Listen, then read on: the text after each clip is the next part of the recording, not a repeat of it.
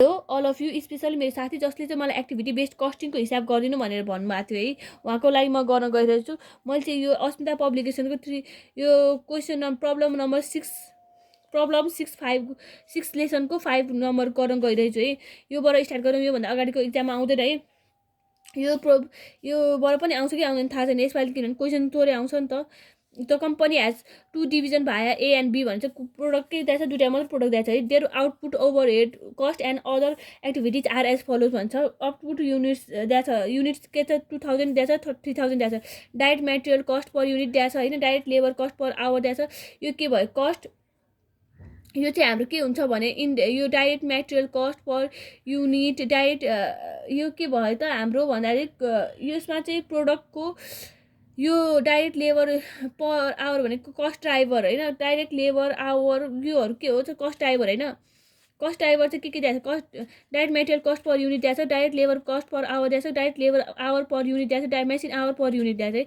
अनि overhead cost के दिएको छ, ओभरहेड कस्ट चाहिँ के दिएको छ भने इन्डाइरेक्ट लेबर दिएको छ, रिपेयर कस्ट दिएको छ, सेट अफ कस्ट दिएको छ है। अनि हामीलाई के दिएको छ त भने in each production run 500 units are produce both भन्ने भन्छ। यो के हुन्छ 500 युनिट्स के हुन्छ रन प्रोडक्सन रन हुन्छ अरे के, यसमा 500 युनिट प्रोडक्सन रन हुन्छ अरे होइन।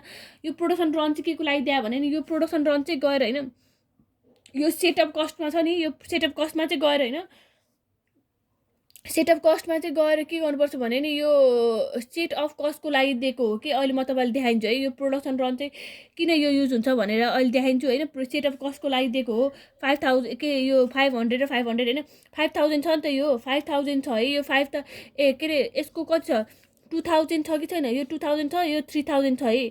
2000 र 3000 छ होइन, यो 2000 3000मा डिभाइड बाई यो 500 युनिटले गऱ्यो भने के हुन्छ, यसको रेट आउँछ कि सेटअपको होइन। सेटअपको चाहिँ यसबाट हुँदैन है, यसबाट यो कस्ट ड्राइभरबाट लिने होइन। अनि के क्वेसनले सोधेछ, product cost per unit under activity based costing approach अनि selling price per unit if margin is 20% भनेर सोधेछ है क्वेसनले।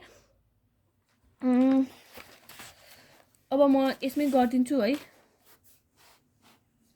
क्वेसन नम्बर प्रब्लम गाह्रो पो भयो त यसरी आएको त।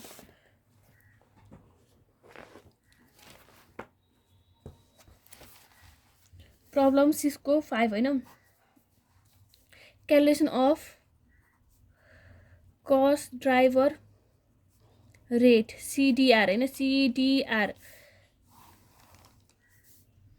यसमा के हुन्छ, कस्ट आइटम और कस्ट पुल है, कस्ट आइटम और कस्ट पुल। त्योपछि के हुन्छ, कस्ट आइटम त्योपछि कस्ट ड्राइभर हुन्छ, कस्ट आइटम और कस्ट त्योपछि कस्ट ड्राइभर हुन्छ है, कस्ट ड्राइभर हुन्छ। त्योपछि कस्ट आइटम और कस्ट पुल पछि कस्ट ड्राइभर हुन्छ। कस्ट ड्राइभर पछि के आउँछ, तीनटा आउँछ, नम्बर अफ के हुन्छ हामीले यहाँ के लेख्यो, नम्बर अफ सिडी होइन, नम्बर अफ सिडीमा के आउँछ, नम्बर अफ सिडीमा कतिवटा छ, ए र बीमा त छ है, ए र बी भनेपछि ए अनि बी भयो यहाँनिर। अब यो र यो जोडेपछि के आउँछ, टोटल सिडी आउँछ। अनि यहाँनिर के हुन्छ, ओभरहेड कस्ट। अनि यो के हुन्छ, कस्ट ड्राइभर रेट भनेपछि यसलाई डिभाइड गरेपछि आउँछ कस्ट आइटम पछि के आउँछ, कस्ट आइटम पछि कस्ट ड्राइभर आउँछ, कस्ट ड्राइभर पछि के आउँछ, नम्बर अफ सिडी आउँछ होइन। नम्बर अफ सिडी पछि के आउँछ, टोटल सिडी आउँछ। टोटल सिडी पछि के आउँछ भने सिडिआर आउँछ है।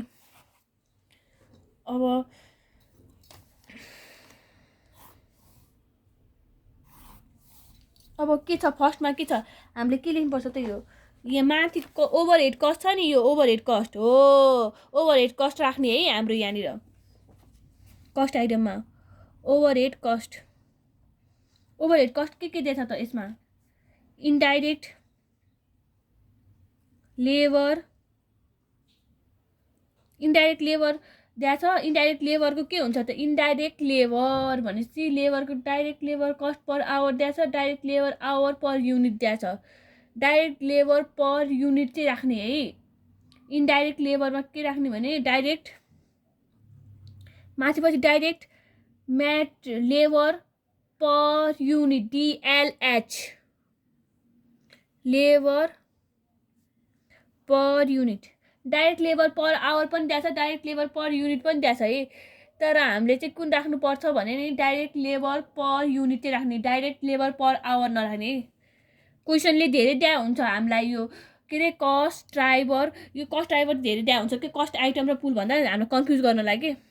अनि यहाँनिर सेकेन्डमा के दिएको छ, डाइरेक्ट रिपेयर कस्ट दिएको छैन, रिपेयर कस्ट। रिपेयर कस्टको चाहिँ के हुन्छ, रिपेयर के को गरिन्छ, मेसिनको त गरिन्छ त। अनि मेसिन आवर पर युनिट दिएको छ नि क्वेसनले, हो त्यही राख्ने, मेसिन आवर पर युनिट।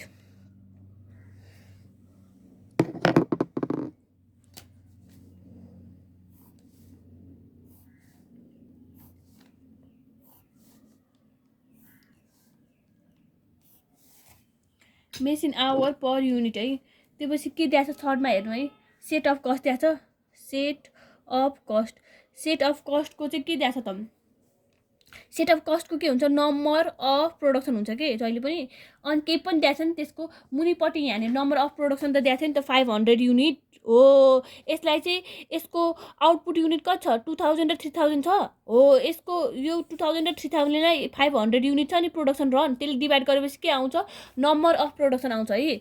यसमा कस्ट ड्राइभर पर युनिट कति दिएको छ क्वेसनले हेर्नु, कस्ट ड्राइभर पर के अरे कस्ट डाइरेक्ट लेबर, इनडाइरेक्ट लेबरको डाइरेक्ट लेबर पर युनिट छ होइन। यसको कति छ त हाम्रो माथिपट्टि प्रोडक्सन आउटपुट यहाँनिर छ 2000 र 3000 छ कि छैन। यसको 2000 × 2 गऱ्यो भने 4000 आउँछ। अनि त्यसपछि के छ, 3000 × 1 गरेपछि के हुन्छ, 3000 आउँछ कि आउँदैन, हो त्यही हो। 2000 × 1 गरेपछि कति आयो, 2000 आयो होइन। 2000 × 2 गरेपछि 4000 आयो। 2000 × 1 गरेपछि कति आयो, 2000 × 1 गरेपछि 2000 आयो। 3000 सरी है, 2000 यो डाइरेक्ट लेबर पर युनिटको चाहिँ हाल्नु है, माथिको आवरको नहाल्नु। 2000 × 2 गरेपछि 4000 आयो, 3000 × 1 गरेपछि 3000 आयो। Sorry, I'm so sorry. 2000 × 2 गरेपछि कति आयो, यो माथि आवर होइन, direct labour hour per unit मात्र हाल्नु भन्छ है। 2000 × 2 = 4000, 3000 × 1 = 3000 है।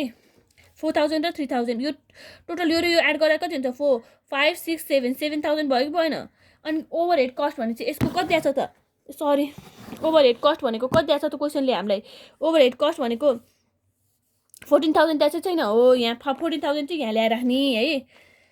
कोही किताब यस्तो यस्तो गर्दाखेरि तपाईँहरूको आफ्नो किताबमा हेर्नु है, म तपाईँहरूलाई अब भन्दिनँ है, किताब देखाउँदाखेरि मोबाइल बिग्रिन्छ।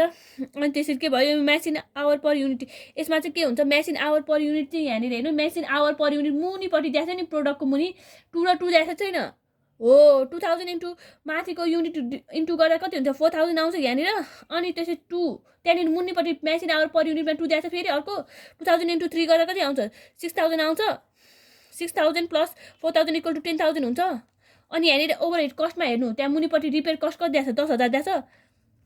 नम्बर अफ प्रोडक्सन कति हुन्छ भने चाहिँ मैले माथिको हाम्रो यहाँनिर if the each production run 500 per unit भन्छ नि, माथिको हाम्रो unit divide by production unit. हामीलाई क्वेसनमा दिएको छ 2000 / 500 कति हुन्छ, 2000 / 500 = 4। अनि माथिपट्टि अब फेरि मैले यतापट्टिको त गरिदिनु पर्दैन होला नि त, त्यो पनि गरिदिन्छ है, तपाईँहरू कन्फ्युज हुनुहुन्छ होला। 3000 / 500 = 6 है। अनि यो प्लस यो जोडा कति हुन्छ, 10 हुन्छ। यो कति दिएको छ क्वेसनले हेर्नु, मुनिपट्टि सेट अफ कस्ट 5000 है। सिडिआर भनेको के भन्छ मैले, यसले डिभाइड बाई यो हो किन, 14000 / 7000 = 2 आयो। अनि त्यसपछि यसलाई डिभाइड गर्दा 1 आयो, यसले यसलाई डिभाइड गर्दा कति आयो, 5000 / 10 = 50 500 सरी यो आयो है।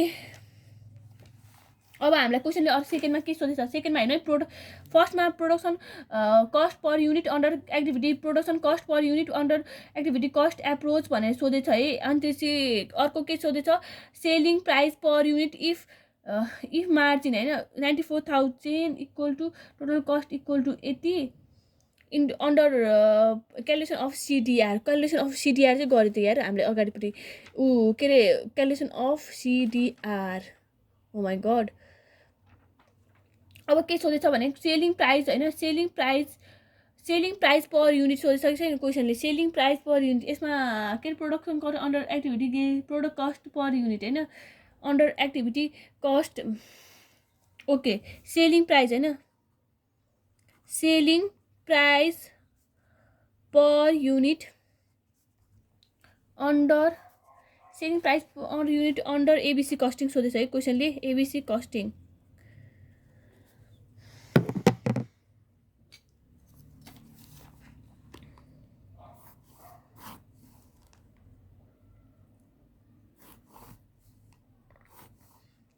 तपाईँहरूलाई सिकाएकै हो यहाँनिर के हुन्छ प्रोडक्ट हुन्छ कतिवटा छ ए र बीमा त छ नि त त्यसैले के भयो एबी यहाँ पुग्दैन होला यतापट्टि पनि लेखिदिउँ न ए र बी एबी है प्रोडक्ट ए अनि बी प्रोडक्ट एबीको पैसा के लेख्नुपर्छ भने चाहिँ मैले प्रोडक्ट युनिट लेख्नुपर्छ होइन प्रोडक्ट युनिटको के छ त प्रोडक्ट युनिटको कति छ क्वेसनमा कति छ 2000 3000 2000 3000 त्यसपछि माथिपट्टि प्राइम कस्ट लेख्नुपर्छ प्राइम कस्ट के छ प्राइम कस्ट डाइरेक्ट मेटेरियल छ डाइरेक्ट मेटेरियल कस्ट अब यो 20 अघि मैले यो 20 थियो नि अघि पर युनिट 20 दिएको थियो नि हो डाइरेक्ट लेबर आवर हामीले रुपिस युज गर्थेन नि अघि हामीले डिएलएच र डिएमएच राखेको थियो है direct labour per unit machine hour per unit केमा राखेको थियो हामीले कस्ट ड्राइभर रेटमा राखेको थियो होइन अब यो माथिको direct material cost per unit र direct labour cost per unit कहाँनिर आउँछ भने अब आउँछ है यो 20 र 10 छ नि direct material cost per unit हो अब यो 20 र 20लाई र 15 छ कि छैन यो 20 र 15 छ नि यो 2000 इन्टु यहाँ 2000 इन्टु यो माथिको यो युनिट इन्टु के हुन्छ भने यो प्रोडक्सन युनिट इन्टु यसको रेट कति छ 20 छ कि छैन यस एउटामा के छ 20 छ अर्कोमा कति छ 15 छ है 2000 इन्टु 20 गर्दा कति आउँछ 40000 आउँछ 3000 इन्टु 15 यसको लागि 15 छ 3000 इन्टु 15 गर्दा कति आउँछ 45000 आउँछ अर्को डाइरेक्ट लेबर कस्ट कति दिएको छ हेर्नु है direct labour cost per hour रुपिसमा 10 र 10 दिएको छ है 10 दिएको छ होइन अनि त्यसपछि 2000 इन्टु 10 गर्दा कति हुन्छ 20000 3000 इन्टु 10 गर्दा 30000 है अब यो के भने मैले डाइरेक्ट मेटेरियल गरेपछि जोडेपछि के आउँछ भन्थ्यो प्राइम कस्ट कति आउँछ 40 र 20 ले 60000 भयो अनि 45000 र 30000 ले कति भयो 75000 है अब पालो छ ओभरहेड कस्टको है यो पछि के हुन्छ ओभरहेड कस्ट आउँछ भनिसकेको छैन मैले तपाईँहरूलाई ओभरहेड कस्टमा के छ त ओभरहेड कस्टमा इन्डाइरेक्ट लेबर छ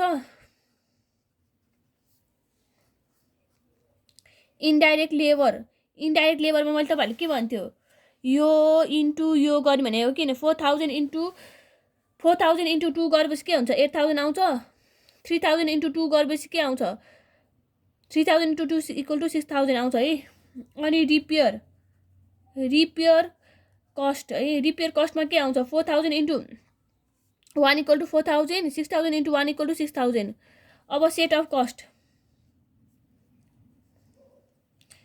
कस्टमा के भन्छ 4 इन्टु 500 इक्वल टु कति 4 इन्टु 500 यो इन्टु यो भन्थेँ कि छैन मैले 500 यो र इन्टु यो 4 इन्टु 500 कति छ 4 इन्टु 500 इक्वल टु 2000 अब 6 इन्टु 500 कति बन्यो 6 इन्टु 500 इक्वल टु 3000 यसबाट हामीलाई के आयो